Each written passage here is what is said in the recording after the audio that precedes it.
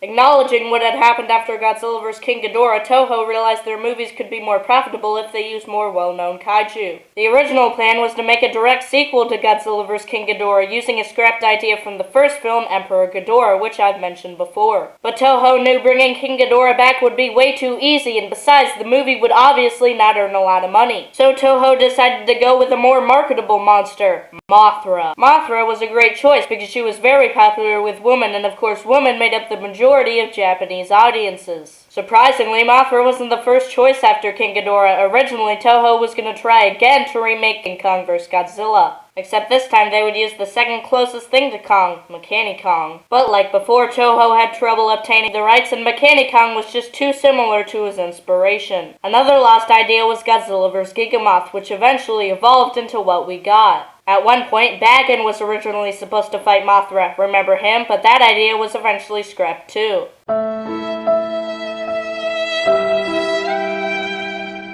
Coming off one of his best scores yet in King Ghidorah, Akira Ifukube would compose another good score. My only problem with it being they play this one track a little too much.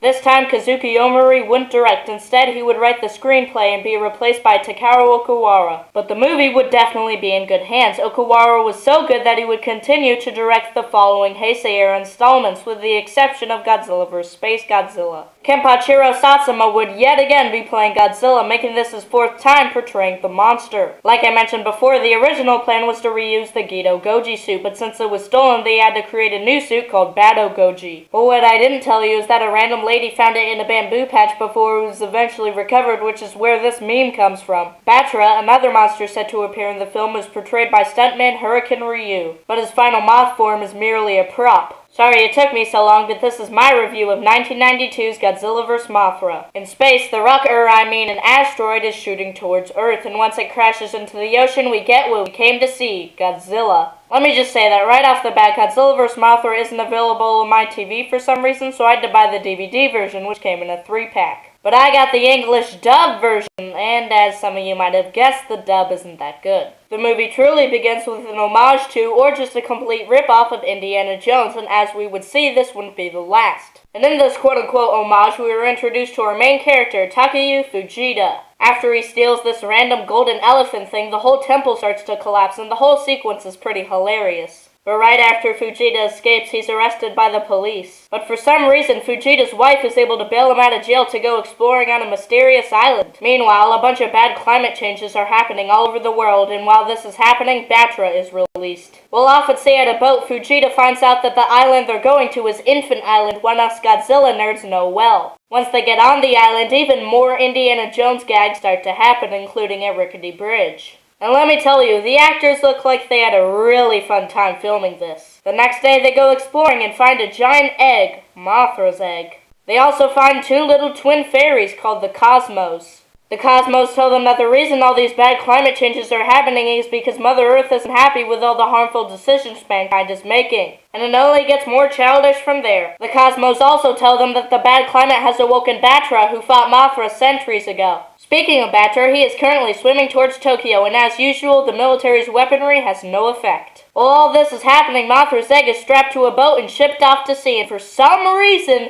the Cosmos are okay with this. It isn't looking that good for Tokyo because Batra just came from out of the ground and he is ready to rumble. Here's Johnny! Batra's destruction sets him up as being a worthy opponent of Godzilla, but they completely dump that later in favor of him teaming up with Mothra. Not only that, but Batra's roar is a big disappointment too. They just lowered the pitch of Rodan's roar and didn't even try to make it sound different.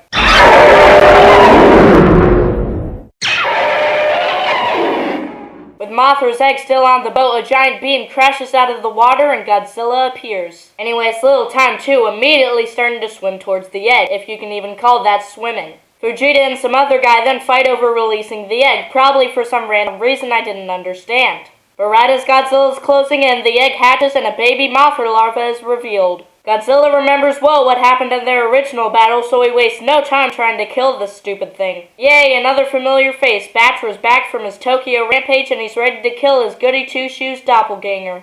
But right after that, he sets his eyes on Godzilla and the two then engage in a battle under the sea. This one is much improved of the one in Ebra, and it definitely has its awesome moments.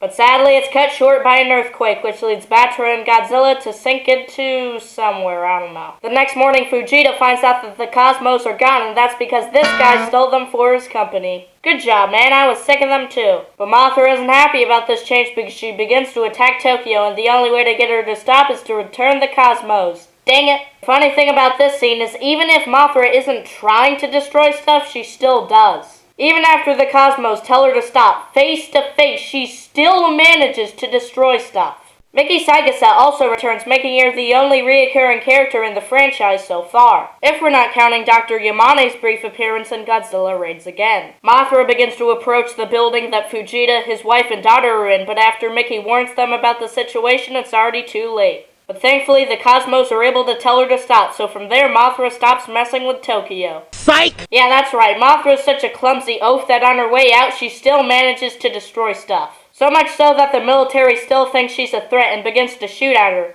I would like to point out that for some reason, Mothra has Anguirus' roar here. Yeah, I don't know. Mothra then plops herself down by the diet building and begins to shoot a web of silk, creating a cocoon for herself. Meanwhile, our pal Godzilla is awake from his earthquake slumber and probably the coolest looking scene in the entire movie. But this definitely wasn't an easy scene to film for suit actor Kenpachiro Satsuma. There were pyrotechnics everywhere. Every time an explosive went off, the staff members had to come in and pull the shell out of the way to make sure he didn't step on it. As Godzilla approaches land, Mothra begins to poke her head out of the cocoon as the Cosmos sing a song about it. Yay! Aside from the Mothra prop looking fantastic, when it flies it appears very stiff, something that wouldn't be fixed until over a decade later in Godzilla Tokyo SOS. Guess who's back in town? That's right, Batra returns once again, and this time he's able to transform into his Badder Moth form, which makes him look even more terrifying. Once Godzilla takes his first steps on land, he's immediately greeted by the military, who brings some insane vehicles with them. The Maser tanks, which first appeared in War of the Gargantuas, were brought back, and some Maser jets were also added to the gallery. Back in Tokyo, a chase begins to ensue between Mothra and Batra, and once Godzilla arrives, the chaos only gets worse. Mothra and Batra continue to battle in the sky to the extent where Mothra is severely wounded and falls to the ground below. But then Godzilla shows up and he's all like, hey, beating at Mothra is my thing. So him and Batra would begin to duke it out, but Batra would have none of it and shoots his laser eyes at a building that would fall on Godzilla. Ouch. But Godzilla would quickly wake up and begin to battle Batra again for round 2. Mothra would get in on the fun too, beginning to shoot her lasers at Godzilla. A lot of lasers in this fight. After Godzilla falls into a building, Mothra and Batra share some quality time doing something. But this moment is cut short when Godzilla wakes up and crashes the party. Our main characters tell Mothra about the situation so she doesn't get squashed like a bug by Godzilla. Right when a Ferris wheel is about to fall on Mothra, Batra picks it up and slams it into Godzilla, who collapses to the floor. Batra and Mothra then proceed to pick up Godzilla and carry him into the air. Geez, Godzilla must be hopelessly confused by this point. But thanks to her clumsy little butterfingers, Klutzo Mothra loses hold of Godzilla, causing both Batra and Godzilla to fall into the ocean. And does Mothra try and save her newfound friend Batra? No! Not only does she leave him to die, but she also traps him in the ocean with her magical powers. And that's how the movie ends. Godzilla vs. Mothra was released on December 12, 1992, and not only would it earn up to $20 million, but it would also be the highest grossing Godzilla movie of its time. Does this mean it's a must-watch? Definitely not. The movie is packed with unimportant details, and Batra is written very poorly in my opinion. But the movie definitely has its upside. Some of the fight scenes and special effects can be pretty impressive for their time. But the strategy of bringing back old monsters was definitely working to Toho's advantage, so this next movie would also feature an old foe. Next up is 1993's Godzilla vs. Mechagodzilla 2. Until next time.